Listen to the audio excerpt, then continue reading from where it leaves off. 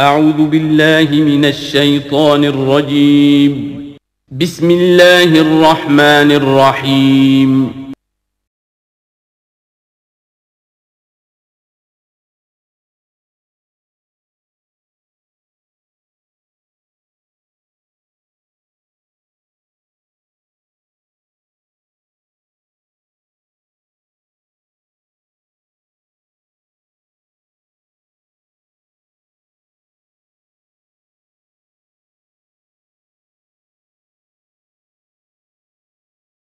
اللهم صل على سيدنا وحبيبنا ونبينا ومولانا محمد وعلى آله وصحبه أجمعين.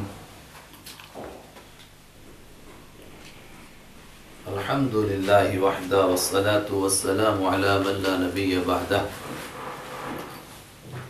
إن الله لا يستحي أن يضرب مثلا ما بعوضة فما فوقها فأما الذين آمنوا فيعلمون أنه الحق من ربهم وأما الذين كفروا فيقولون ماذا أراد الله بهذا مثلا. اوپر فرمایا کہ قرآن پاک اللہ کی وہ نعمت ہے کہ جس نعمت کا دنیا میں کوئی مقابلہ نہیں کر سکتا. ایسی نعمت ہے نعمت کی قدر ہوتی ہے اس کی نایابی سے کہ یہ کہیں سے نہیں مل سکتی ہے، کسی بازار میں نہیں مل سکتی. قرآن وہ نعمت ہے جو کہیں سے نہیں مل سکتی، اور قرآن اللہ کا وہ خاص انعام ہے جو انسانوں پر ہوا ہے کہ کوئی اس کو بنا نہیں سکتا ہے. اوپر آیا تھا کہ قرآن پاک نے کس طرح کھول کھول کر کے چیزوں کو بیان کیا. منافقوں کی 2 مثالیں دی. کیوں 2 دیں؟ اس لیے کہ ان کی قسمیں 2 تھیں.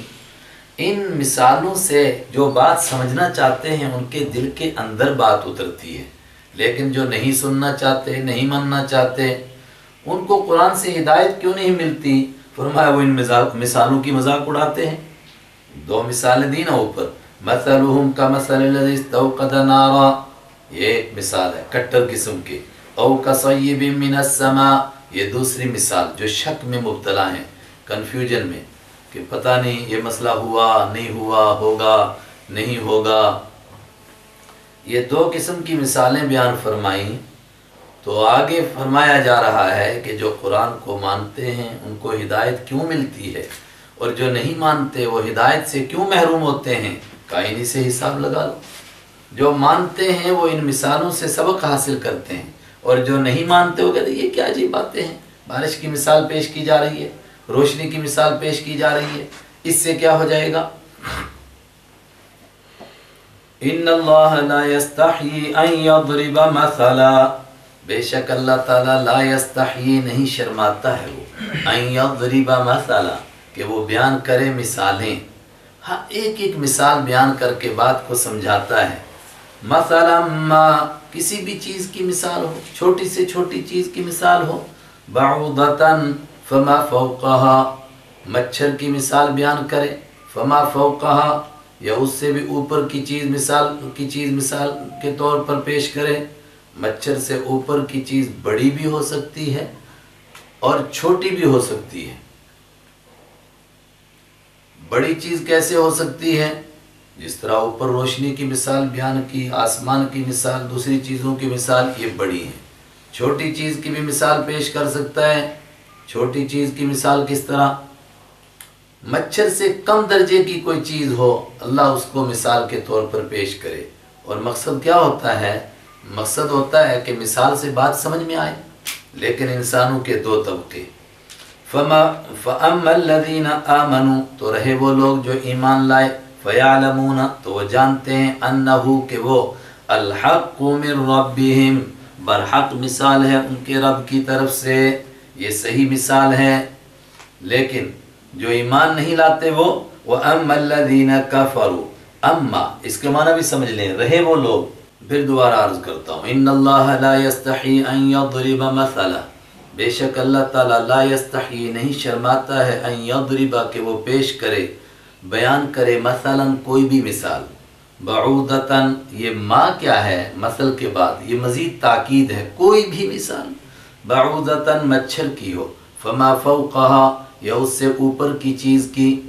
तो माँ उस चीज की फौकाहा जो उसके ऊपर है, उससे ऊपर, उससे बड़ी हो या उससे छोटी हो, उन मिसालों से बात समझाता है, लेकिन नतीजा अलग अलग।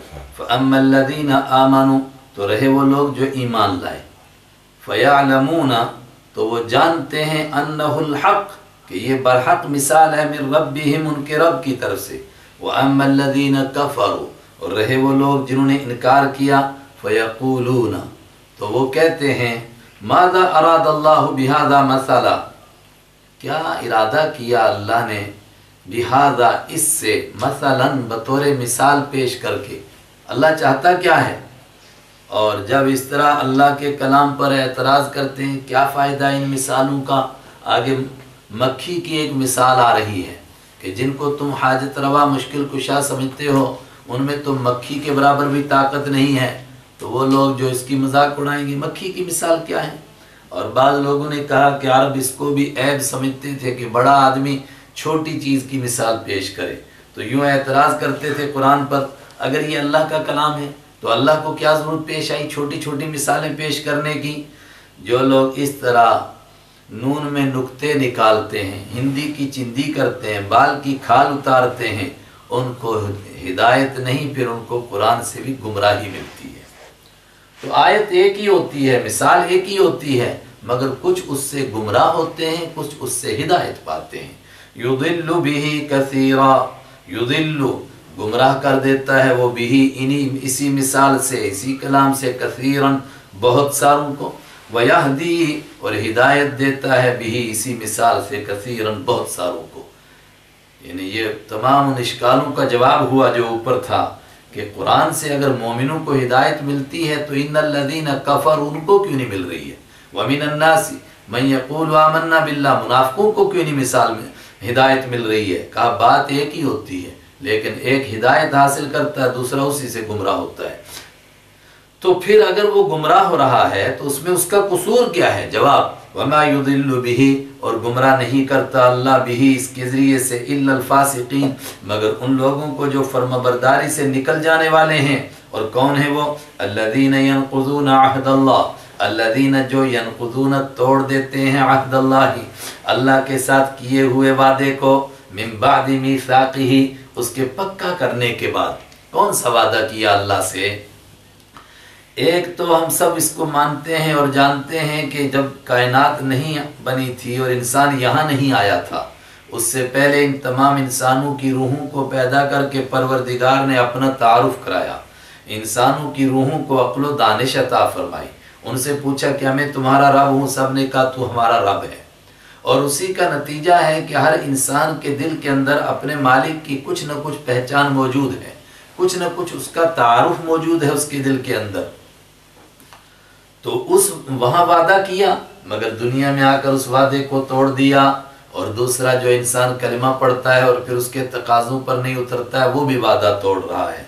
और तीसरा, वो आदमी जिसके दिल के अंदर अल्लाह आता है और बार बार उसको एहसास हो रहा है कि मैं गलत कर रहा हूँ, मगर वो उससे बाज नहीं आ रहा है, इसका मतलब भी ये वादा तोड़ता है।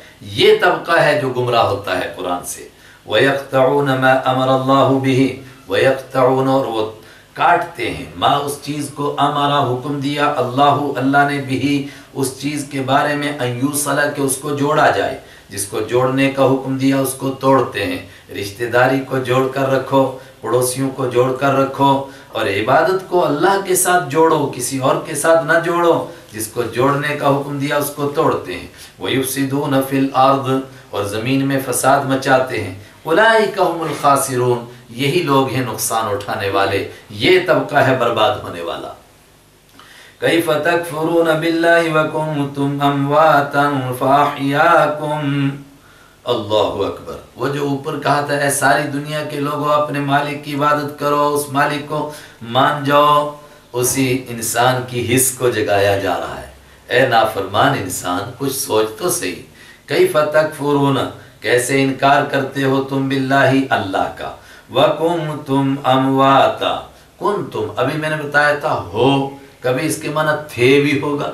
व कुन्तुम अमवाता, और तुम थे, क्या थे तुम, अमवातन, मुर्दा थे, तुम नहीं थे, तुमको पैदा किसने किया, اللہ نے پیدا کیا، فاحیاکم تو اس نے تم کو زندہ کیا، ثم یمیتکم ہر انسان مانتا ہے پہلے نہیں تھا، اللہ نے اس کو پیدا کیا، ثم یمیتکم اور پھر ایک وقت آتا ہے کہ سارے کے سارے انسان مر جاتے ہیں، کوئی موت سے بچ نہیں سکتا۔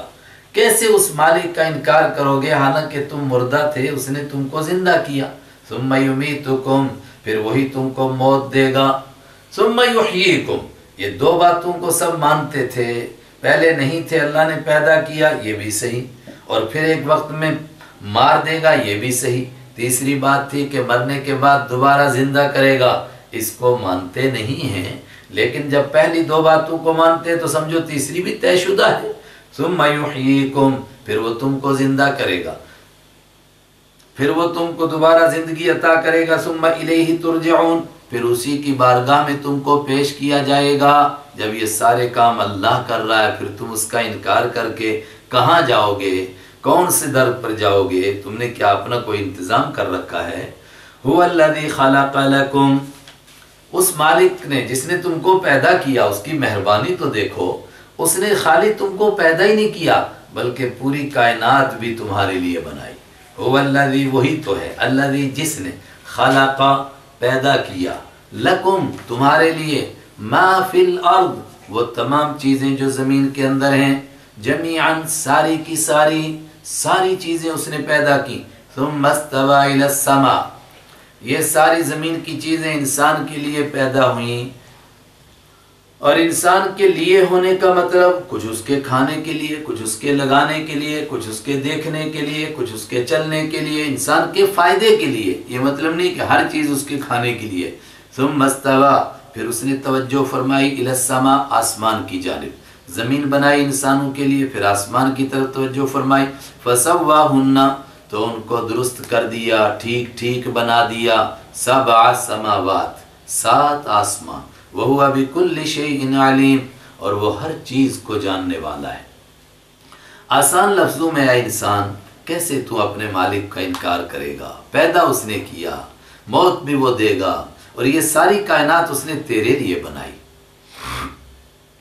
یہاں سارے انسانوں کو مخاطب کیا گیا تھا، آگے پھر انسان کی ایک حص کو جگایا جا رہا ہے۔ تم اپنے مالک کا انکار کرتے ہو، لیکن جب انکار کرتے ہو تو صرف اسی کو نہیں بھولتے ہو، پھر اپنے آپ کو بھی بھول جاتے ہو، اپنے مرتبے اور اپنے مقام کو بھی بھول جاتے ہو۔ تو اگر میرا نہیں بنتا تو نہ بن، اپنا تو بن۔ تو جھکا جب غیر کے آگے، نہ تن تیرا نہ من تیرا، تیرا مرتبہ کیا ہے انسان یہ تو پہچان۔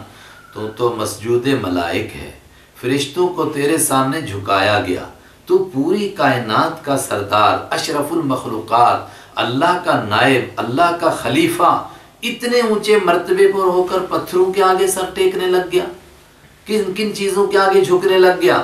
اس کے لیے انسان کی اصل منزل بتانے کے لیے وہ واقعہ سنایا جا رہا ہے کہ جب سارے فرشتوں کو پہلے انسان حضرت آدم علیہ السلام کے سامنے جھکایا گیا، وَإِذْ اور جب، اور اس سے پہلے جب بھی یہ اذ کا لفظ آئے گا تو پوشیدہ ہوگا، یاد کرو، اور یاد کرو اذ جب، قال کہا ربک آپ کے رب نے، للملائکۃ فرشتوں سے، انی جاعل بے شک میں بنانے والا ہوں، فی الارض زمین میں، خلیفتاً جانشین، میں اپنا ایک جانشین پیدا کرنے والا ہوں زمین میں۔ قالوا انہوں نے کہا اتجعل کیا تو بنائے گا فیہا اس میں، من یفسد فیہا جو فساد کرے گا، فیہا اس میں زمین میں۔ فرشتوں سے کیا کہا اللہ نے؟ نعوذ باللہ کوئی فرشتوں سے مشورہ نہیں کرنا تھا، اور نہ اللہ کو کسی مشیر کی ضرورت ہے۔ ایک نئی مخلوق کو پیدا کرنا ہے، فرشتوں سے کہا ایسی مخلوق پیدا کر رہا ہوں تاکہ وہ اپنے تحفظات پیش کریں تو ان کو جواب دیا جائے۔ کہا اس کو پیدا کرے گا جو اس میں فساد مچائے گا۔ سوال یہ ہوا کہ فرشتوں کو کیسے پتہ چلا یہ فساد مچائے گا؟ جن عناصر سے انسان کو پیدا کیا اور جن مقاصد کے لیے انسان کو پیدا کیا گیا، ان تمام کو دیکھنے سے یہ لگتا تھا کہ اس سے فساد ہوگا زمین میں، چونکہ یہ نیکی بھی کر سکتا ہے اور گناہ بھی کر سکتا ہے، تو جس کے اندر گناہ کرنے کی طاقت ہے وہ تو فساد مچائے گا۔ فرشتوں کے اندر تو گناہ کرنے کی طاقت نہیں ہے۔ وَيَسْفِكُ الدِّمَاءَ صفا کا یسفیکو بہانا، ویسفیکو اور بہائے گا یہ الدماء خون کو، وَنَحْنُ نُسَبِّحُ، اور فرشتوں نے عرض کر رہے ہیں کہ پروردگار کیا ہم سے کوئی کوتاہی ہو گئی تیری عبادت میں، اس لیے دوسری مخلوق پیدا کر رہا ہے، وَنَحْنُ نُسَبِّحُ، اور ہم تسبیح کرتے ہیں بِحَمْدِكَ، آپ کی تعریف کے ساتھ۔ دیکھیے یہ دو لفظ بار بار آئیں گے، ایک تسبیح اور دوسرے حمد۔ تو تسبیح کا مطلب ہم یہ بیان کرتے ہیں کہ ہمارا مالک ہر عیب سے پاک ہے، اور بحمدکا کا مطلب ہم یہ بیان کرتے ہیں کہ ہر ایک صفت کے لائق اسی کی ذات ہے۔ ونقدس، اور ہم تیری پاکی بیان کرتے ہیں۔ حمد کے بعد اور تسبیح کے بعد نقدس، اس کے معنی تیرے مرتبے کو بیان کرتے ہیں، تیرے جلال کو بیان کرتے ہیں، تیری عظمت کو بیان کرتے ہیں۔ ونقدس لک، اور ہم تیرے لیے پاکی کو بیان کرتے ہیں۔ قال انی اعلم ما لا تعلمون، اگر ہم یہ کام کر رہے ہیں، ہم سے کوئی کوتاہی نہیں ہوئی، تو مخلوق جو نئی مخلوق پیدا کی جا رہی ہے اس سے کیا مقصود ہے؟ فرمایا وہ میں جانتا ہوں، تم نہیں جانتے، تم عالم الغیب نہیں ہو۔ قال انی اعلم، فرمایا بے شک میں وہ جانتا ہوں، ما جو لا تعلمون تم نہیں جانتے۔ وعلم آدم الاسماء كلها، فرشتوں کو اطمینان قلب ہو جائے کہ یہ جو نئی مخلوق ہے یہ وہ کام کرے گی جو ہم نہیں کر سکتے، اس کے لیے ایک دوسرا منظر۔ وعلم، اور سکھایا آدم علیہ السلام کو الاسماء نام، کلہا سارے کے سارے۔ کس کے نام کہا گیا؟ فرشتوں کے نام کہا گیا، انبیاء کے نام، لیکن زیادہ مناسب وہ ہے کہ کائنات کی تمام چیزوں کی خاصیت بتائی گئی کہ اس چیز کا یہ فائدہ، اس چیز کا یہ فائدہ، اور یہ آدم علیہ السلام کے مزاج میں بات ڈالی گئی جو قیامت تک ان کی اولاد کو معلوم ہوتی رہے گی، اور جتنے نئے نئے انکشافات ہوتے رہیں گے وہ اسی کا حصہ ہیں، کیونکہ یہ چیز فرشتوں کو معلوم نہیں ہے کہ اس چیز کی یہ خاصیت ہے، یہ انسان ہی معلوم کرتا ہے، اور معلوم کیوں کرتا ہے؟ اللہ نے اس کے اندر رکھی ہوئی ہے۔ وعلم، اور سکھایا آدم علیہ السلام کو الاسماء خاصیات، کلہا ساری کی ساری، ثم عرضہم، پھر پیش کیا ان کو، علی الملائکۃ فرشتوں کے سامنے، ہم ان خاصیات کو۔ اس پر بعض لوگوں کو اشکال ہوا کہ نہیں یہ ہم ضمیر مذکر کی ہے، لیکن عربی میں جب دونوں اکٹھے ہو جائیں تو پھر اس کے لیے جمع کی ضمیر اس طرح لاتے ہیں۔ علی الملائکۃ، ان چیزوں کو پیش کیا فرشتوں کے سامنے۔ فقال انبئونی، تو پروردگار نے فرمایا انبئو، خبر دو، بتاؤ، نی مجھ کو، باسماء ہؤلاء، ان تمام چیزوں کے نام، ان کی خاصیت، ان کنتم صادقین، اگر تم سچے ہو۔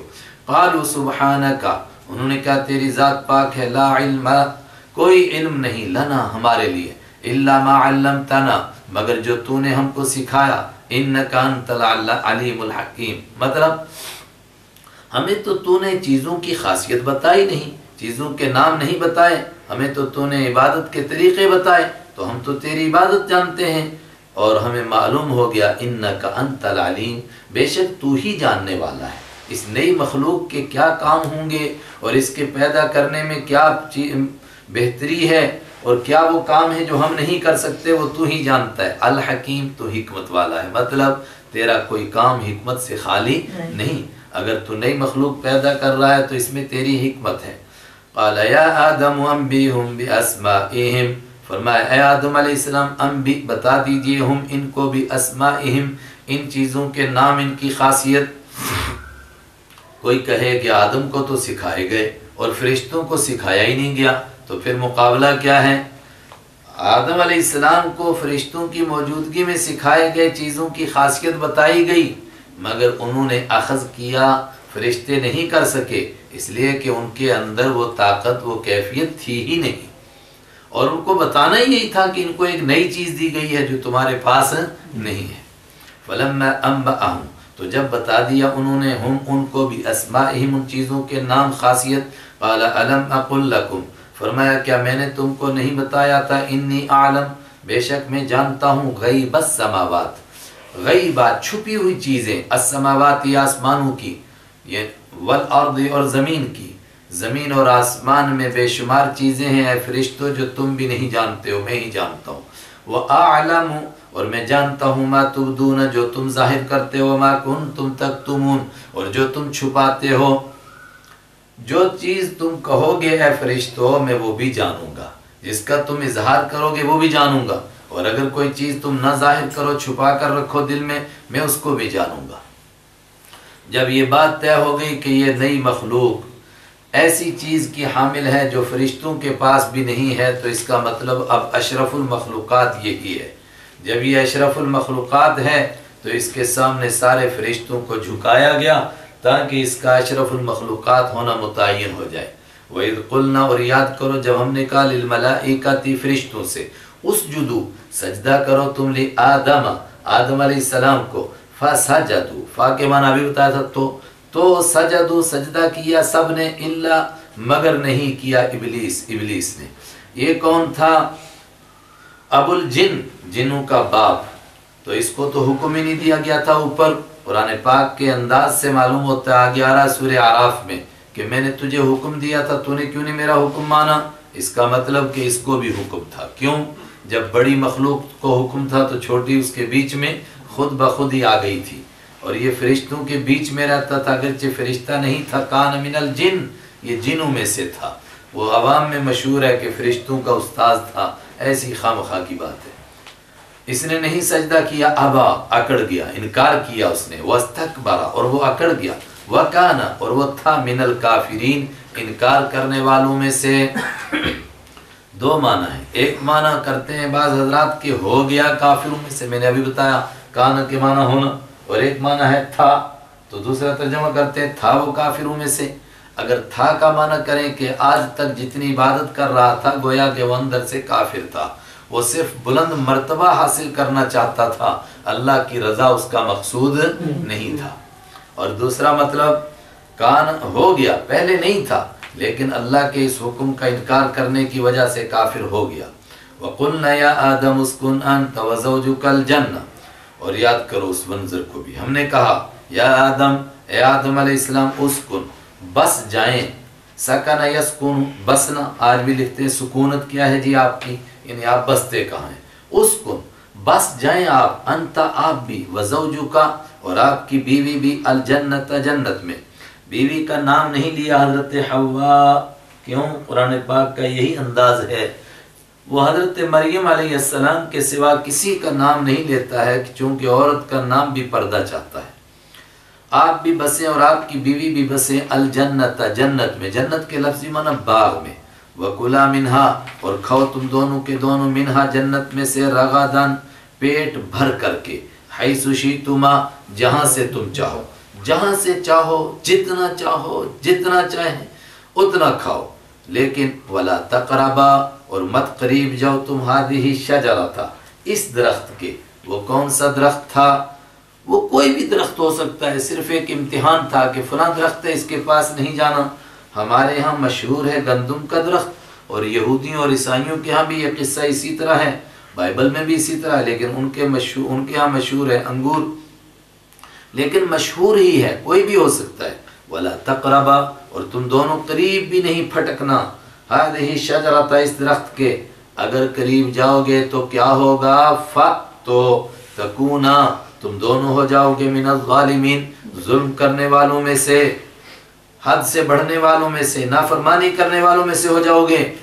آدم علیہ السلام رہنے لگے جنت میں، لیکن کچھ عرصے کے بعد شیطان نے وسوسہ ڈالا، اور آگے اس کی تفصیل آئے گی کس طرح وسوسہ ڈالا۔ شیطان تو وہاں سے نکال دیا گیا تھا، اس نے دنیا سے ان کے دل میں ایک خیال پیدا کیا اور کہا کہ نہیں، اس درخت سے آپ کو اس لیے منع کیا گیا ہے کہ جو اس کو کھا لیتا ہے وہ ہمیشہ جنت میں رہتا ہے، اس کو اللہ کا دیدار حاصل رہتا ہے، تو اس لیے آپ کو منع کیا، اگر آپ کھاؤ گے تو آپ بھی ہمیشہ رہو گے۔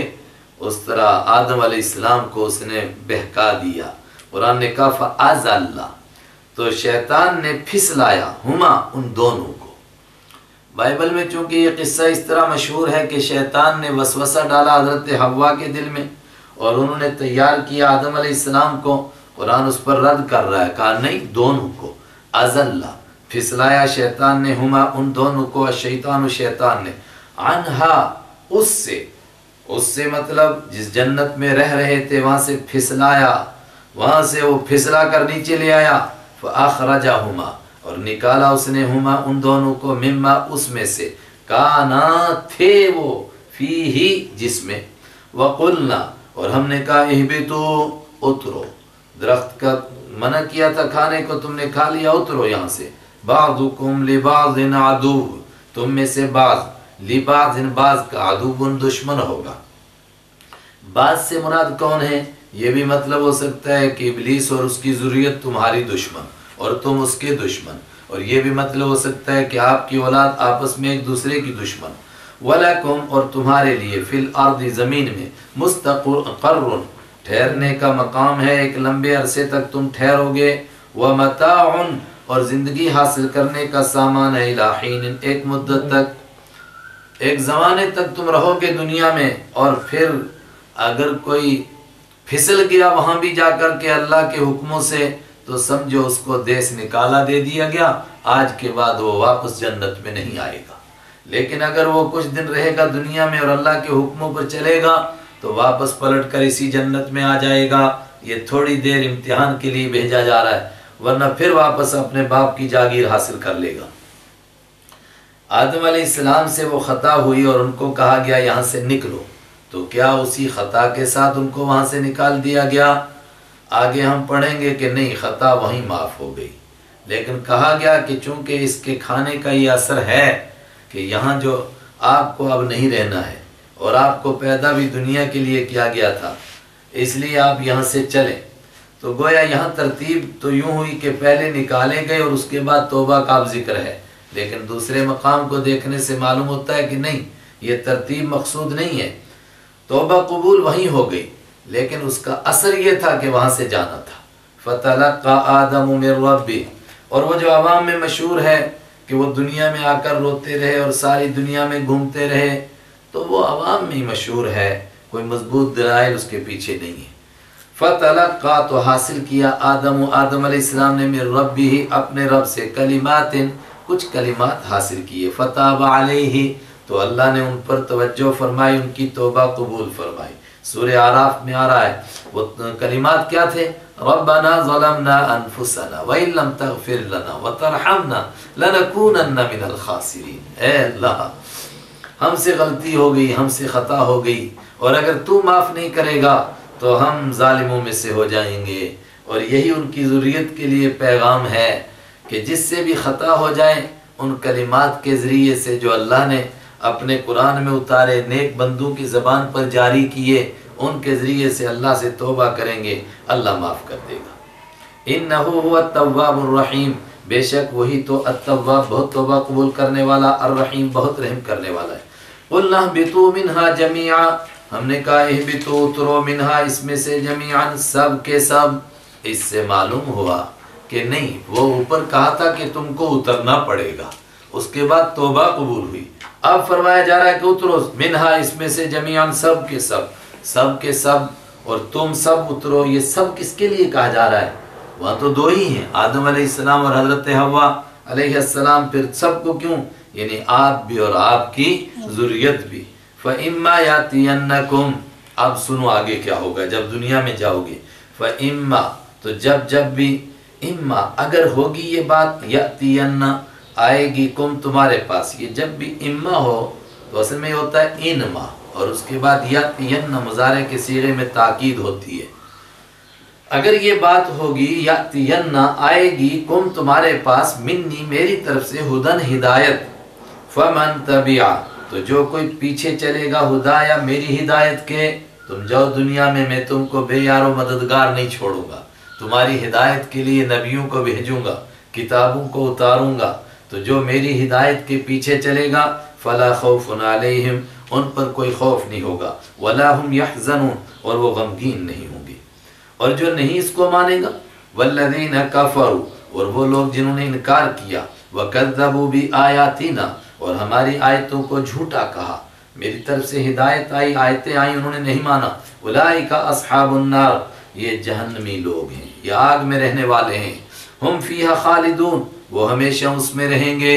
اس کا مطلب آج ان کو دیس نکالا دیا گیا، اب وہ کبھی پلٹ کر جنت میں نہیں آ سکیں گے۔ انسان کو اس کا مرتبہ یاد دلایا کہ تمہارا مرتبہ اور مقام کیا تھا، تم کہاں چلے گئے، تمہیں تو اللہ کا نائب سے مراد اللہ کی کائنات میں تمہارے برابر کسی کا مرتبہ نہیں، اور اللہ کے حکموں پر چلنے والے اور اللہ کے حکموں کو دنیا میں نافذ کرنے والے، یہ معنی خلیفہ کا، یہ تمہارا مرتبہ اور مقام تھا، اور تم پتھروں کے آگے جھک گئے۔ اے انسانو تمہیں ہوا کیا؟ یہاں سے آگے یہ 39 آیتیں ہوئیں، یہاں سے آگے تقریباً اس پارے کے ختم، بلکہ اگلے پارے کے پاؤں تک تفصیل کے ساتھ تذکرہ ہے اس سے پہلے اس طبقے کا جن کو ہدایت ملی تھی، یعنی یہودیوں کا، چونکہ ان کو کتاب دی گئی تھی مگر وہ کتاب کے تقاضوں پر نہیں اترے، تو ان کا تفصیل سے تذکرہ کیا جا رہا ہے۔ کیوں؟ 3 مقصد ہیں، اگر ہم وہ سامنے رکھیں گے تو آیتیں سمجھ میں آئیں گی، ورنہ ہم نے کتنے لوگوں کو دیکھا کہ بنی اسرائیل کی نافرمانیوں کے قصے پڑھ کر کے ہنستے رہتے ہیں، بڑے بیوقوف تھے وہ۔ ارے تم اپنے آپ کو تو دیکھو، تمہارا کیا حال ہے۔ پہلے نمبر پر اس لیے کہ اور کوئی مانے یا نہ مانے، بنی اسرائیل سے، یہودیوں سے کہا جا رہا ہے تم تو مانو۔ 4000 نبی آئے بنی اسرائیل کے اندر، ایک روایت کے مطابق جو اوپر فرمایا تھا کہ اگر میری طرف سے ہدایت آئے گی، جو ہدایت پر چلے گا تو اس ہدایت کا انتظام ان کے لیے کتنا ہوا، 4000 نبی آئے، اس کے باوجود کوئی انکار کر دے، اللہ اکبر۔ اور کوئی مانے نہ مانے میرے آخری پیغمبر کو اور میری اس کتاب کو، اے یہودیو تم تو مانو، تم تو سمجھو۔ دوسری بات، یہودی چونکہ دنیا بھر میں پڑھے لکھے لوگ تھے، جب قرآن نازل ہوا تو ساری دنیا یہودیوں کی طرف دیکھ رہی تھی کہ یہ طبقہ کیا کرتا ہے، اس قرآن کے ساتھ کیا سلوک کرتا ہے، اگر یہ سچا کلام ہے تو اس طبقے کو ماننا چاہیے، یہ طبقہ مانے گا۔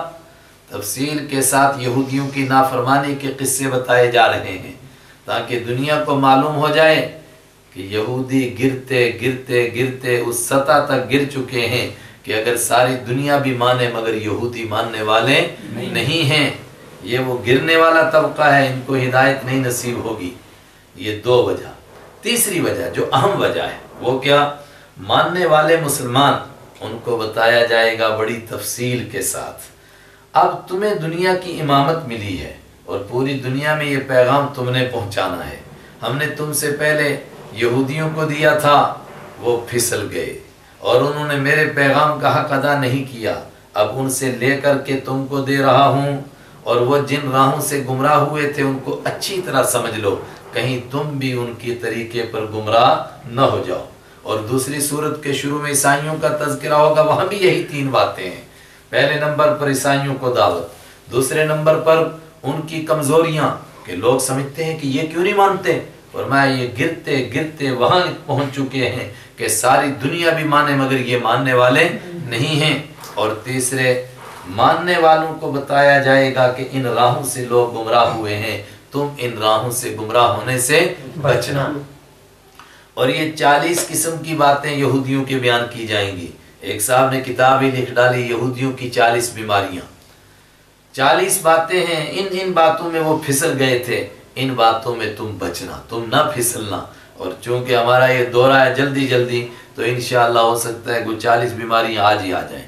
یا بنی اسرائیل، او اسرائیل کے بیٹو، اذکروا نعمتی، یاد کرو میری ان نعمتوں کو، التی انعمت علیکم، جو میں نے انعام کی، علیکم تم پر۔ کتنی نعمتیں ہوئیں، جو یہودیوں کی تاریخ سے واقف ہوگا اس کو معلوم ہوں گی، اور کچھ نعمتیں اللہ آگے تفصیل سے تذکرہ کرے گا۔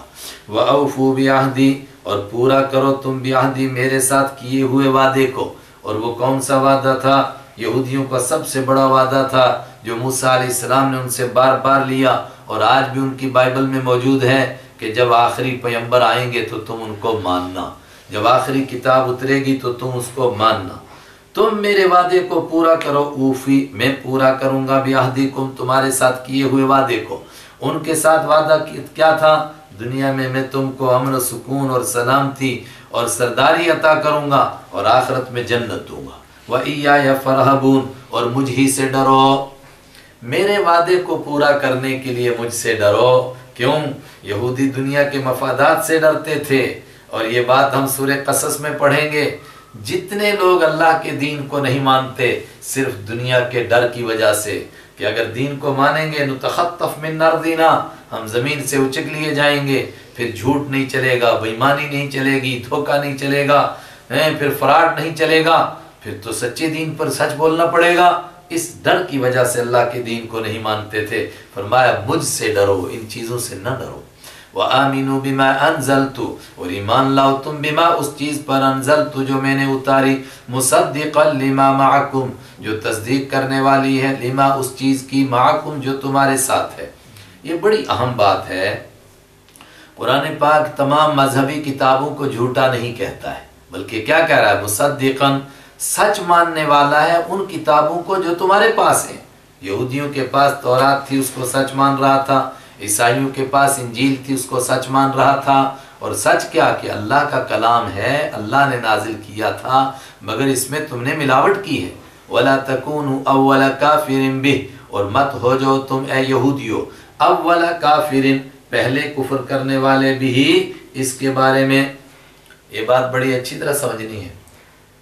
یہودیوں کو جو دعوت دی گئی وہ تو مدینہ پہنچنے کے بعد دی گئی، تو ان سے پہلے تو مکہ کے لوگ کافر ہو چکے تھے، منکر ہو چکے۔ پھر یہودی اگر انکار بھی کریں گے تو کفر کے امام کیسے بنیں گے؟ نہیں، پڑھے لکھے طبقے میں یہودی ہی سب سے بڑے پڑھے لکھے تھے۔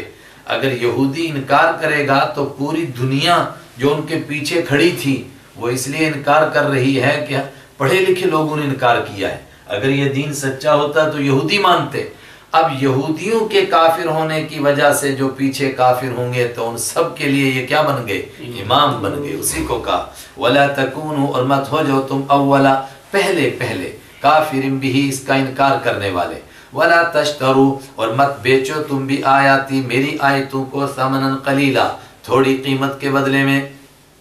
تھوڑی قیمت کے بدلے میں مطلب تم دنیا کے مفاد کے پیچھے میرے قرآن کو نہ بیچو۔ بیچنے کا مطلب اس کو نہ چھوڑو، اس پر ایمان لانے سے پیچھے نہ ہٹو دنیا کے مفادات کی وجہ سے۔ اور دوسرے معنی، جو تورات میں آیتیں میری موجود ہیں جس میں میرے نبی کا تذکرہ بھی ہے، تم ان آیتوں کو چھپاتے ہو صرف دنیا کے مفاد کے پیچھے۔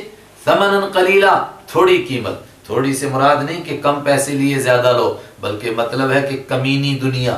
اگر ساری دنیا ایک آیت کے بدلے میں ملے تو وہ بھی تھوڑی ہے۔ وَإِيَّايَ فَاتَّقُونَ، اور خاص تم مجھ ہی سے ڈرو۔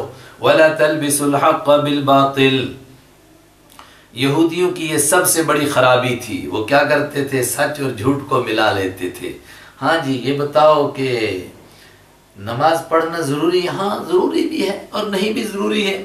ہاں جی، روزہ رکھنا، کیا اس کے بغیر بھی آدمی مسلمان رہ سکتا ہے؟ ہاں ٹھیک ہے، رہ بھی سکتا ہے، نہیں بھی رہ سکتا ہے۔ سچ اور جھوٹ کو ملا لیتے تھے۔ فرمایا ملاؤ مت۔ وَلَا تَلْبِسُوا الْحَقَّ، اور مت ملاؤ تم سچ کو، بالباطل، جھوٹ کے ساتھ۔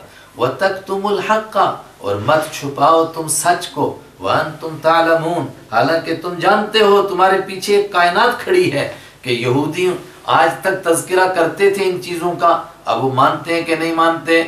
وَأَقِيمُوا الصَّلَاةَ، مانو اور مان کر کے دکھاؤ۔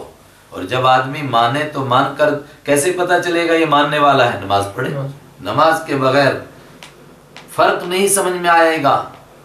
الفرق بیننا و بینہم، ان کے اور ہمارے درمیان کیا فرق ہے؟ ترک الصلاۃ، نماز کا چھوڑنا۔ وَأَقِيمُوا الصَّلَاةَ، اور نماز قائم کرو، یہاں بھی کہا قائم کرو، جیسے پڑھنی ہے ویسے پڑھو۔ وَآتُوا الزَّکَاۃَ، اور زکوٰۃ ادا کرو۔ وَارْکَعُوا مَعَ الرَّاکِعِینَ، اور رکوع کرنے والوں کے ساتھ۔ رکوع کرو، رکوع کرنے والوں کے ساتھ کا مطلب کہتے ہیں کہ دنیا بھر کی عبادتوں میں یا تو قیام ہے یا سجدہ ہے۔ آج بھی کہتے ہیں ماتھا ٹیکنا ہے یا کھڑے ہو کر کے ہاتھ جوڑ لیں گے، لیکن رکوع نہیں ہے بیچ کی عبادت۔ یہ اس امت کا خاص امتیاز ہے، مطلب مسلمانوں کے ساتھ ملو اور رکوع کرو، جس طرح وہ رکوع کرتے ہیں، جس طرح وہ عبادت کرتے ہیں اس طرح عبادت کرو۔ اور بعض نے کہا رکوع کر کر کے پوری نماز مراد ہے۔ اور سنو اے یہودیو، آج تک تم لوگوں کو کہتے تھے نیک کام کرو، آج اگر تم اس دین کو قبول نہیں کرو گے تو کیا تم ویسے نہیں بن جاؤ گے کہ دوسروں کو کہتے ہو نیکی کرو اور اپنے آپ کو بھول گئے؟ جب خود نیکی کرنے کا نمبر آیا، لوگوں کو کہتے رہے نیک بنو نیک بنو، اپنے نمبر نیک بننے کا نمبر آیا بھول گئے۔ اتأمرون، کیا تم حکم کرتے ہو، الناس، لوگوں کو، بالبر، نیکی کا، وتنسون، اور بھول جاتے ہو تم، انفسکم، اپنے آپ کو، اپنے آپ کو بھول گئے، اب نیکی کرنے کا نمبر آیا۔ وانتم تتلون الکتاب، اور تم پڑھتے ہو کتاب کو، اور کتاب میں یہ باتیں لکھی ہیں۔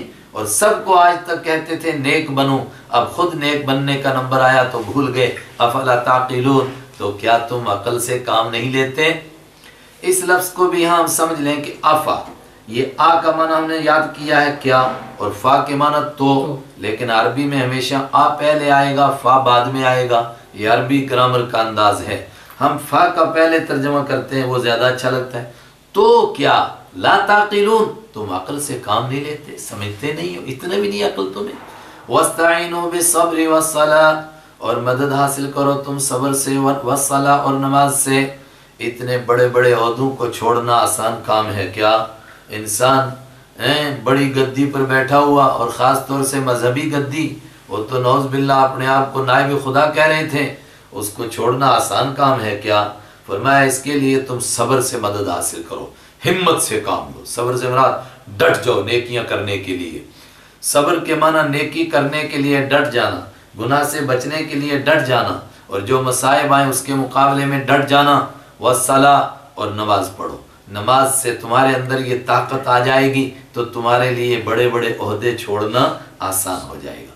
وَإِنَّهَا لَكَبِيرَةٌ، اور بے شک نماز خود ایک بڑی چیز ہے۔ وَإِنَّهَا، اور بے شک وہ یعنی نماز، لَكَبِيرَةٌ بہت بڑی ہے، إِلَّا عَلَى الْخَاشِعِينَ، مگر جھک جانے والوں پر، عاجزی کرنے والوں پر کوئی مشکل نہیں ہے۔ جس کے اندر عاجزی کی صفت ہے، جھکنے کی صفت ہے، اس کے لیے نماز کوئی مشکل نہیں ہے، ورنہ نماز بڑی مشکل چیز ہے، آسان کام ہے۔ بے نمازی سے پوچھو نماز کتنی مشکل چیز ہے، دن میں 5 مرتبہ زمین پر ماتھا رکھنا، ناک رگڑنا آسان کام ہے۔ لیکن جھکنے والے کس کو مانیں گے؟ جن کی کمر جھک گئی ہے۔ الذین یظنون، جو یقین کرتے ہیں، انہم ملاقو ربہم، کہ انا کہ، دیکھیے انا کا معنی ہم نے یاد کیا بے شک، انا کے معنی کہ، قرآن میں تقریباً ہر جگہ بس یہ معنی طے ہے، ان کے معنی بے شک اور انا کے معنی کہ، انہم ملاقو ربہم، کہ وہ ملاقو ملنے والے ہیں، ربہم اپنے رب سے، جن کو یہ یقین ہے کہ وہ اپنے رب سے ملیں گے وہ ہیں جھکنے والے۔ وَأَنَّهُمْ إِلَيْهِ رَاجِعُونَ، اور جن کو یہ یقین ہے، انہم کہ وہ، الیہ اسی کی طرف، راجعون پلٹ کر جانے والے ہیں۔ ہے بہت چھوٹی بات لیکن بہت بڑی ہے۔ ساری بےایمانی، ساری بے دینی کی جڑ یہی ہے، جس کو اللہ کے پاس جانے کا یقین ہے وہ گناہ نہیں کر سکتا، اس کو معلوم ہے جانا اس کے پاس ہے، گناہ کر کے جاؤں گا کہاں؟ لیکن جب یہ تصور کمزور ہوتا ہے اللہ کے پاس پیش ہونے کا، وہاں سے گناہوں کی ابتدا ہوتی ہے۔ قرآن پاک کا ایک انداز ہے، جب بھی لمبی بات کرتا ہے تو پہلے اس بات کی تلخیص کرتا ہے، مختصر کر کے اس بات کو پیش کرتا ہے، اس کے بعد اس بات کی تفصیل کرتا ہے، اور اس کے بعد آخر میں اس بات کا نچوڑ پیش کرتا ہے۔ یہ قرآن کا انداز ہر جگہ آپ کو ملے گا۔ یہاں پر بھی چونکہ لمبی بات ہے یہودیوں کی، تو اس رکوع کے اندر اس پوری بات کی ایک جھلک دکھا دی گئی۔ ان کو کہنا کیا ہے وہ سارا، آگے اس کی تفصیل آ رہی ہے، اور پھر پہلے پارے کے ختم سے 2 رکوع پہلے دوبارہ اس کی تلخیص آئے گی۔ یا بنی اسرائیل، او بنی اسرائیل، بنی اسرائیل، ہاں میں نے عرض نہیں کیا یہ معنی، اسرائیل حضرت یعقوب علیہ السلام کا لقب ہے، اور بنی کے معنی بیٹے، تو یا بنی اسرائیل کے معنی او یعقوب علیہ السلام کے بیٹو۔ پورے یہودیوں کو حضرت یعقوب علیہ السلام کی چونکہ اولاد میں اس لیے بنی اسرائیل کہا جاتا تھا۔ آج وہ اسرائیل کے نام سے زیادہ مشہور ہیں، ان کا ملک اسرائیل۔ یا بنی اسرائیل، او اسرائیل علیہ السلام کے بیٹو، اذکروا نعمتی، یاد کرو میری ان نعمتوں کو، اللتی جو انعمت میں نے انعام کی، علیکم تم پر، یاد کرو کیا کیا تم پر میں نے کرم کیا، اس کو یاد کرو، اور خاص طور سے ایک کرم یاد کرو، وانی فضلتکم علی العالمین، اور اس بات کو یاد کرو، فضلتکم میں نے تم کو فضیلت دی، علی العالمین سارے جہانوں پر، یہاں جہانوں سے مراد سارے انسانوں پر، فرشتوں پر تو ہے ہی ہے، باقی کائنات پر تو ہو گئی، چونکہ وہ آدم علیہ السلام کی فضیلت ثابت ہوئی تو جو ان کے راستے پر چل رہا ہے اس کی بھی فضیلت ثابت ہے۔ سارے انسانوں پر کیسے فضیلت تھی؟ بعض لوگوں نے کہا کہ اپنے زمانے کے لوگوں پر، میں سمجھتا ہوں ضرورت نہیں ہے، جب تک ایمان والے نہیں تھے، یعنی حضرت رحمت عالم صلی اللہ علیہ وسلم تشریف نہیں لائے تھے، تو اس دنیا، اس دین کا پیغام پہنچانے والے یہودی تھے، تو سب ان کو فضیلت حاصل تھی سب کے اوپر، اور پھر خاص طور سے بحیثیت قوم جتنے نبی ان کے ہاں آئے اتنی کسی قوم میں نہیں آئے۔ 4000 نبی ایک روایت کے مطابق، اتنے انبیاء کرام کس قوم میں آ سکتے ہیں؟ آپ اندازہ کر سکتے ہیں، خاص طور سے ہماری قوم چونکہ شخصیت پرست ہے، یہاں ایک بزرگ آ جاتا ہے تو کم سے کم 10-20 پیڑھیاں تو اس کی پھر فری میں کھانے کے لیے مشہور، کیونکہ اس کے نام پر کھاتی رہتی ہیں، بزرگ مشہور ہے۔ تو جس کے ہاں 4000 نبی آئے، بزرگ نہیں، اس قوم کا کیا مقام تھا؟ سوچو اس کو۔ اب کیوں نافرمانی کر کے تم جہنم میں جانے لگے ہو؟ وَاتَّقُوا، اور بچو تم، ڈرو تم، یومن، اس دن سے، لا تجزی، جو ایسا دن ہے، لا تجزی، نہیں بدلہ بنے گی، نفس، کوئی جان، عن نفس، کسی جان کی طرف سے، شیئن، کچھ بھی۔ کوئی مرید کہے کہ میں پیر کی جگہ جہنم میں چلا جاؤں، ایسا نہیں ہو سکتا ہے۔ کوئی بیٹا کہے میں باپ کی جگہ چلا جاؤں، ایسا نہیں۔ وَلَا يُقْبَلُ مِنْهَا شَفَاعَةٌ، اور ایسا دن ہے کہ لا يقبل، نہیں قبول کی جائے گی، منہا، کسی جان کی طرف سے، شفاعت، سفارش۔ ایک شفاعت جس کے ہم بھی قائل ہیں وہ یہ ہے کہ اللہ ایک بندے کو بخشنا چاہتا ہے، پھر اس کے 2 طریقے ہیں، ایک یہ ہے کہ وہ خود معاف کر دے، اور دوسرا یہ ہے کہ کسی مقبول بندے کو کہے کہ آپ شفاعت کیجئے کہ میں معاف کر دوں۔ لیکن جس کو اللہ جہنم میں ڈالنا چاہے اس کے لیے کوئی شفاعت کرنے والا ہے؟ لا يقبل منها شفاعت، اور کسی جان کی طرف سے سفارش نہیں قبول کی جائے گی۔ ولا يؤخذ منها عدل، اور نہیں یؤخذ، قبول کیا جائے گا۔ دیکھیے اخذ کے معنی پکڑنا، لیکن یہاں مناسب ہوگا قبول کرنا۔ نہیں قبول کیا جائے گا منہا، کسی جان کی طرف سے، عدل، کوئی بدلہ، بدلے سے مطلب یہاں پر رشوت، فدیہ۔ اور یہی 3 طریقے ہوتے ہیں جس سے مجرم کو بچایا جا سکتا ہے۔ ایک یہ کہ کسی کی جگہ کوئی چلا جائے، اور دوسرا یہ کہ کوئی سفارش کر دے، اور تیسرا یہ کہ کچھ پیسے ایسے لے کر کے جان چھوٹ جائے، یہ نہیں ہو سکتا ہے۔ اور چوتھی بات ہے کہ سارے مل کر کے ہلہ بول دیں، فرمایا یہ بھی نہیں۔ وَلَا هُمْ يُنصَرُونَ، اور نہ ان کی مدد کی جائے گی۔ تنہا ہر شخص پیش ہوگا، کون کس کی مدد کر سکتا ہے؟ ہم نے تم پر کیا کیا کرم کیے ان کو یاد کرو۔ یہ اوپر آیا تھا اجمال، اب تفصیل، کیا کیا کرم کیے۔ وَإِذْ، دیکھیے بنی اسرائیل کے واقعات، یہاں میں نے کہا 40 واقعات ہیں، اور سب کے سب اختصار سے ہیں، چونکہ یوں کہا اس کو یاد کرو، اس کو یاد کرو، اس کو یاد کرو، یہ میں نے کرم کیا، یہ میں نے کرم کیا، تو تفصیل اس کی نہیں بتائی گئی۔ اور انشاءاللہ چونکہ ہمارا دورہ ہے جلدی جلدی، تو آگے خود قرآن پاک میں ان کی تفصیل آ رہی ہے، ان واقعات کی۔ جب تفصیل آئے گی تو انشاءاللہ ہم بھی تفصیل سے عرض کریں گے، اور جب تک یہاں تفصیل نہیں آتی تو تب تک آپ دم دم پڑھتے جائیے۔ لیکن آپ کہیں گے کہ جب یہ پہلی صورت ہے تو تفصیل پہلی میں آنی چاہیے تھی، لیکن چونکہ یہ مدنی صورت ہے، اور اس سے پہلے مکی صورتیں سورہ قصص، سورہ طٰہٰ، سورہ مریم، سورہ ہود، سورہ اعراف وہ نازل ہو چکی ہیں، ان میں بڑی تفصیل گزر چکی ہے، اور بس وہ ہمارے سامنے بھی آنے والی ہے۔ لیکن ابھی تلاوت میں تو ہم کہیں گے نا کہ پہلے یہ اجمال سا ہے، تفصیل ہونی چاہیے، نہیں، پہلے اجمال ہو تاکہ آدمی کو تڑپ لگے کہ یہ واقعہ ہے کیا، اور پھر وہ اس کو سنے، اس سے واقعہ دل کے اندر اترتا ہے۔ وَإِذْ نَجَّيْنَا، اور یاد کرو، نجینا، جب ہم نے نجات دی تھی، تم کو، من آل فرعون، فرعون کی آل سے، فرعون کے ماننے والوں سے، فرعون کی حکومت سے۔ آل کے معنی صرف اولاد نہیں، ماننے والے۔ حضرت رحمت عالم صلی اللہ علیہ وسلم کے لیے جب ہم کہتے ہیں اللہم صلی علی محمد وعلی آل محمد، تو آل سے مراد بعض لوگ کہتے ہیں آپ کی اولاد، اولاد نہیں، سارے ماننے والے۔ دیکھیے ورنہ یہ فرعون کی خالی اولاد تھی کیا؟ وہ تو تھا ہی نہ ولد۔ من آل فرعون، فرعون کی آل سے، اس کے ماننے والوں سے ہم نے تم کو بچایا۔ یسومونکم، اختصار سے عرض کرتا ہوں، فرعون کون تھا؟ مصر کا، ایجپٹ کا بادشاہ۔ اور بنی اسرائیل کیسے تھے؟ وہاں حضرت یوسف علیہ السلام کے زمانے میں آئے تھے، ایک زمانے تک دین پر قائم رہے، تو اللہ نے ان کو وہاں سرداری دی، لیکن جب ان سے دین کی دعوت کا کام چھوٹا، جس طرح آج مسلمانوں سے چھوٹا ہے، تو کیا حال ہوا ان کا؟ کہ یہ وہی ہو گیا جو ہمارا حال ہے، جو ہمارا حال ہے وہی حال ان کا ہو گیا۔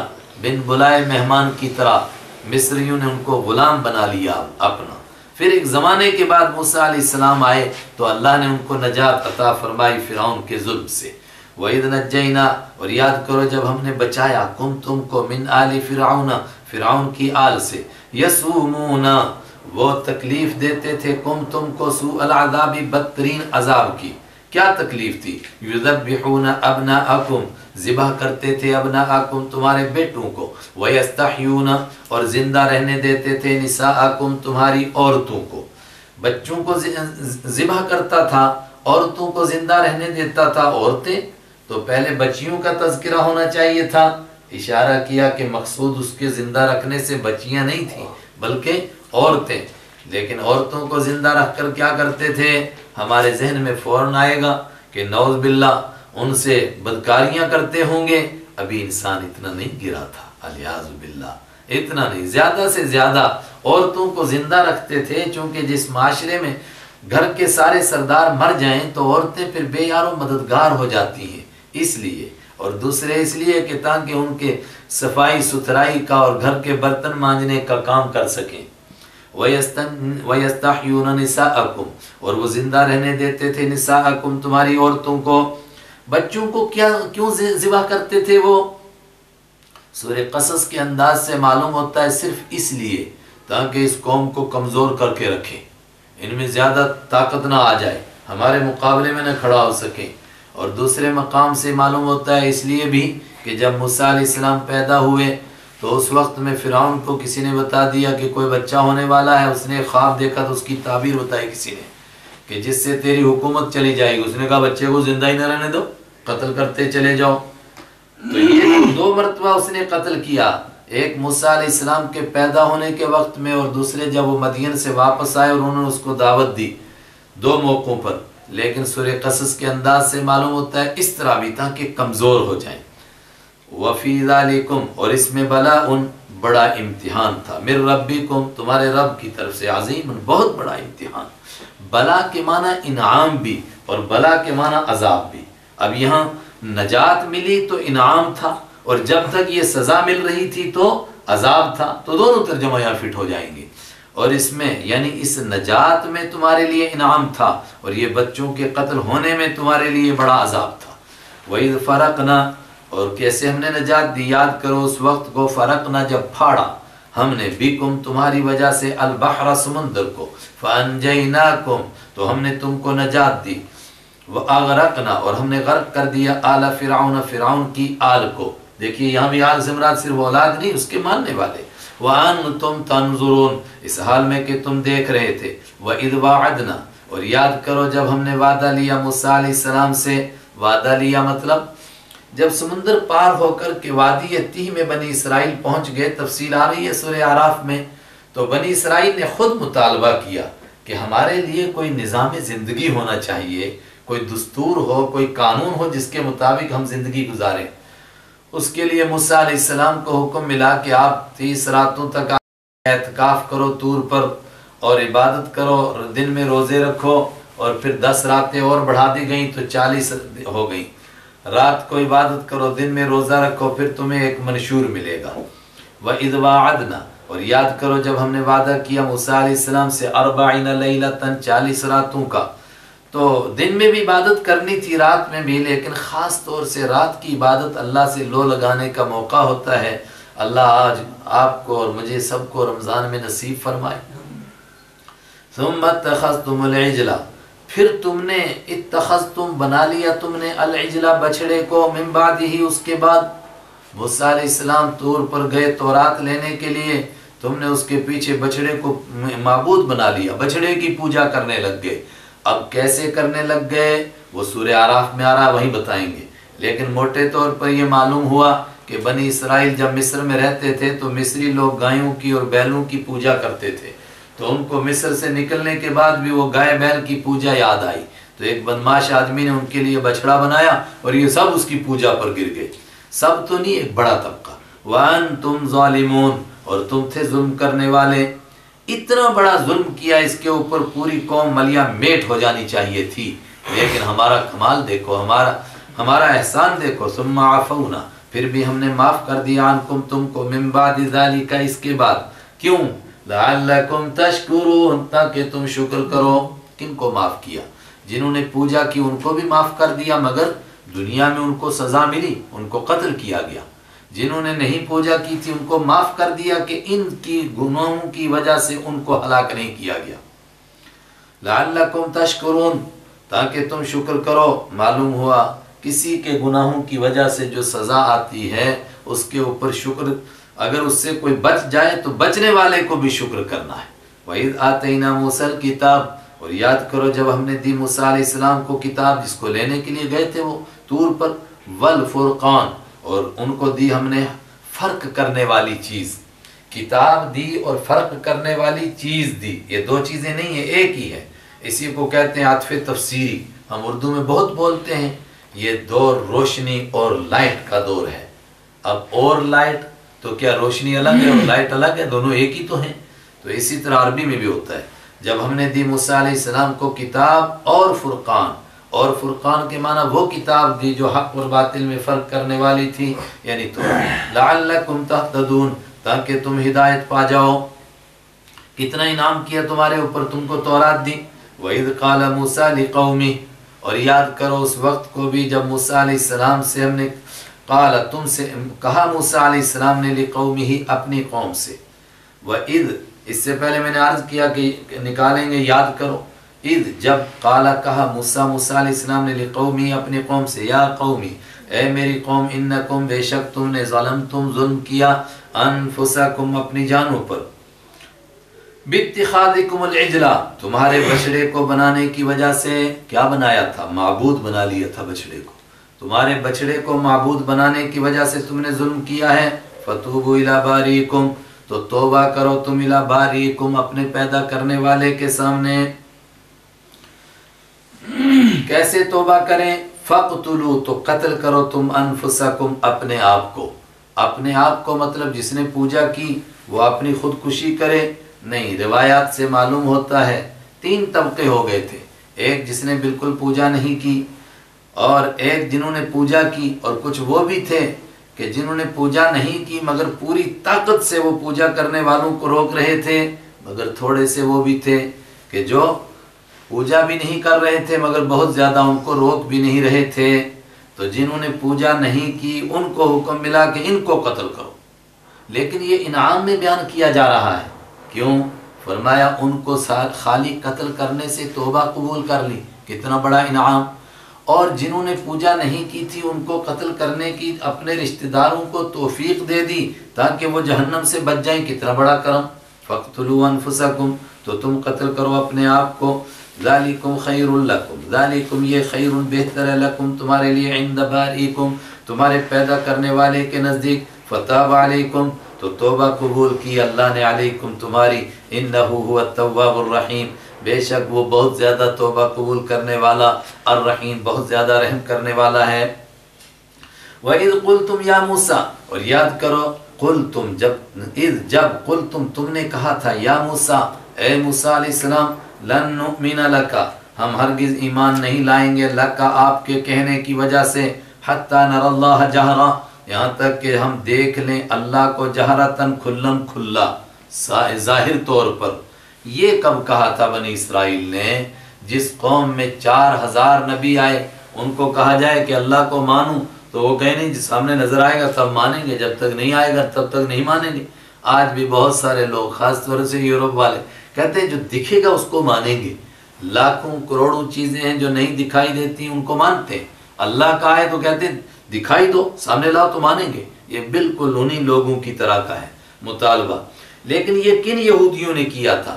تفصیل سے معلوم ہوتا ہے ہر یہودی کا یہ مطالبہ نہیں تھا، یہ ان 70 لوگوں کا تھا جن کو موسیٰ علیہ السلام طور پر لے گئے تھے۔ کیوں لے گئے تھے؟ 2 قسم کی روایتیں ہیں۔ ایک یہ ہے کہ بچڑے کی پوجا کی معذرت کرنے کے لیے لے گئے تھے، اور دوسرا یہ کہ یہ کمزور بات ہے۔ دوسری بات کیا؟ بنی اسرائیل نے جب حضرت موسیٰ علیہ السلام نے ان کے سامنے تورات پیش کی تو انہوں نے کہا ہم کیسے مان لیں کہ واقعتاً یہ اللہ ہی کا کلام ہے؟ تو کہا چلو میرے ساتھ، خود سنو، اللہ کا کلام ہے۔ یہ طور پر پہنچے اور اللہ کا کلام سنا، لیکن سنا تو صحیح، اللہ نظر نہیں آ رہا تھا، تو کہنے لگے جب تک دکھائی نہ دے تو ہم کیسے مان لیں کہ اللہ ہی بول رہا ہے؟ حالانکہ اللہ کو دیکھنے کا مطالبہ موسیٰ علیہ السلام نے بھی کیا تھا، وہ سورہ اعراف میں آ رہا ہے لیکن وہ تھا شوق ملاقات میں، شوق زیارت میں، اور ان کا مطالبہ یہ جحود اور انکار کی بنیاد پر ہے۔ کیسے کیسے مانے سامنے نظر آئے، اس کے اوپر اللہ کی طرف سے عذاب آ گیا۔ فَأَخَذَتْ، جو پہلی روایت ہے ہماری تفسیروں میں اکثر وہی ہے، لیکن اکثر لگتا ہے وہ کمزور ہے۔ فَأَخَذَتْ، تو پکڑا کم تم کو الصَّاعِقَةُ، ایک جھڑک نے، ایک بجلی نے، بجلی جو زمین پر گرتی ہے اس کی کڑک اس نے پکڑا۔ وَأَنْتُمْ تَنْظُرُونَ، اور تم دیکھ رہے تھے، دیکھتے دیکھتے تم پر اللہ کا عذاب آ گیا۔ ثُمَّ بَعَثْنَاكُمْ، پھر ہم نے تم کو دوبارہ زندہ کیا، من بعد موتکم، تمہارے مرنے کے بعد، لعلکم تشکرون، تاکہ تم شکر کرو۔ وَظَلَّلْنَا عَلَيْكُمُ الْغَمَامَ، اور ہم نے سایہ کیا تمہارے اوپر، الغمامہ بادلوں کا۔ وَأَنزَلْنَا، اور اتارا ہم نے، علیکم تم پر، المنّ، منّا اور سلوہ۔ یہ بھی اللہ کا ایک بڑا انعام تھا۔ ایک تو وہ 70 لوگ پہلے مرے، لیکن پھر سورہ اعراف میں تفصیل آ رہی ہے، موسیٰ علیہ السلام نے دعا کی، دوبارہ زندہ ہو گئے، یہ اللہ کا کرم۔ دوسرا اللہ کا کرم، جب مصر سے یہ لوگ نکلے اور بحر قلزم کراس کیا اور وادی تیہ میں پہنچے تو ان کے پاس کھانے کی چیزیں ختم ہو گئیں اور خیمے پھٹ کر کے ختم ہو گئے، تو اللہ تعالیٰ نے ان پر کرم کیا، ان کو بادلوں کا سایہ دیا، اور کھانے کے لیے ان کو منّا اور سلوہ دیا۔ اور منّا اور سلوہ کی مشہور تفسیر یہی ہے کہ منّا یہ کوئی حلوہ تھا جو برس جاتا تھا درخت کے پتوں پر، اور سلوہ کیا تھا؟ کوئی بٹیر تھا، کوئی پرندے تھا جو ان کے سیدھا خیموں کے اندر گھستا تھا کہ مجھے پکڑو اور کھاؤ۔ بعض لوگوں نے اور بھی تفسیریں کی، کُلُوا مِن طَیِّبَاتِ، کھاؤ پاک چیزوں میں سے، مَا رَزَقْنَاکُم، جو ہم نے تم کو دیں۔ ایک زمانے تک یہ نعمتیں ملتی رہیں، لیکن بنی اسرائیل نے ان نعمتوں کی ناقدری کی، جس کے اوپر منّا اور سلوہ کی نعمتیں بند ہو گئیں۔ اس پر فرمایا وَمَا ظَلَمُوا، اور انہوں نے ظلم نہیں کیا نہ ہم پر، وَلَكِن، لیکن، دیکھ یہ بھی ایک یاد کریں، وَلَكِن میں لیکن جس کو ہم کہتے ہیں وہی لیکن عربی کا ہے، لیکن اس سے پہلے واو آتا ہے، یہ واو زائد ہوتا ہے، اس کا ترجمہ نہیں ہوتا ہے۔ وَلَكِن، لیکن، كَانُوا أَنفُسَهُمْ، وہ تھے، انفسہم، اپنے آپ کے اوپر، یظلمون، ظلم کرتے تھے۔ وَإِذْ قُلْنَا ادْخُلُوا هَٰذِهِ الْقَرْيَةَ، ایک بات اور یاد رکھیں، ان واقعات کو بس میں نے کہا گنایا جا رہا ہے، یہ نعمت دیکھو، یہ انعام دیکھو، یہ احسان دیکھو، اس میں کوئی ترتیب ضروری نہیں ہے۔ ابھی جو واقعہ آ رہا ہے یہ موسیٰ علیہ السلام کے بعد کا ہے، اس کے بعد ایک واقعہ آئے گا جو موسیٰ علیہ السلام کے کافی بعد کا ہے، اور بیچ بیچ میں موسیٰ علیہ السلام کے زمانے کے واقعات آ رہے ہیں، تو آپ ترتیب نہیں تلاش کریں گے، چونکہ ان کو صرف یاد کرانا ہے، دیکھو یہ بات بھی، یہ بات بھی، یہ بات بھی۔ جس طرح ایک شفیق باپ اپنے بیٹے کو کہے، دیکھو میں نے آپ کی شادی کرائی، دیکھو بچپن میں نے آپ کو تعلیم دی، دیکھیے پھر میں نے آپ کے بچوں کے لیے اچھی پڑھائی کا انتظام کیا، تو اب وہ بے ترتیب صرف باتیں بیان کرتا ہے۔ وَإِذْ قُلْنَا، اور یاد کرو جب ہم نے کہا ادخلوا، داخل ہو جاؤ، هَٰذِهِ الْقَرْيَةَ، اس بستی میں۔ یہ واقعہ ہے موسیٰ علیہ السلام کے دنیا سے جانے کے بعد حضرت یوشع ابن نون کے زمانے کا۔ ان کے زمانے میں بنی اسرائیل کو حکم ملا، اور یوشع علیہ السلام کے ماتحتی میں وہ اللہ کے راستے میں قربانی دیں، جہاد کریں، اس کے اوپر ایک ملک فتح ہو گیا۔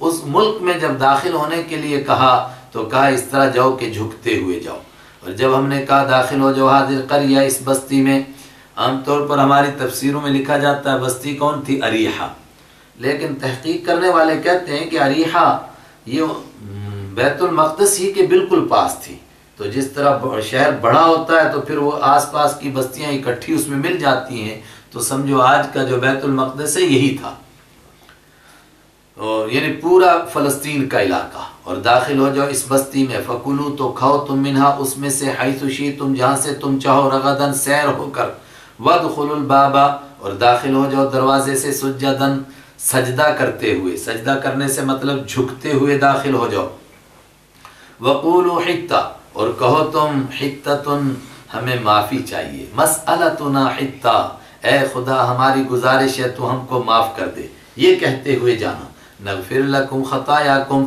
ہم بخش دیں گے تمہارے لیے، خطایاکم، تمہاری خطاؤں کو، وسنزید المحسنین، اور ہم زیادہ دیں گے نیکی کرنے والوں کو۔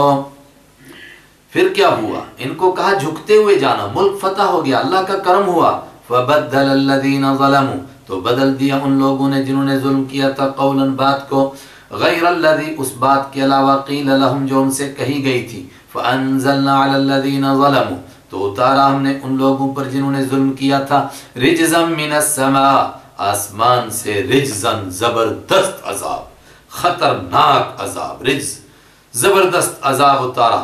مطلب ان کو کہا جھکتے ہوئے جاؤ، ایک بڑا طبقہ جھکنے کے بجائے اکڑ کر کے گیا، صرف کس لیے؟ کہا ذرا دیکھتے ہیں ہوتا کیا ہے۔ کہا تھا کہ یہ کہتے ہوئے جانا، اے اللہ معاف کر دے، اے اللہ معاف کرتے۔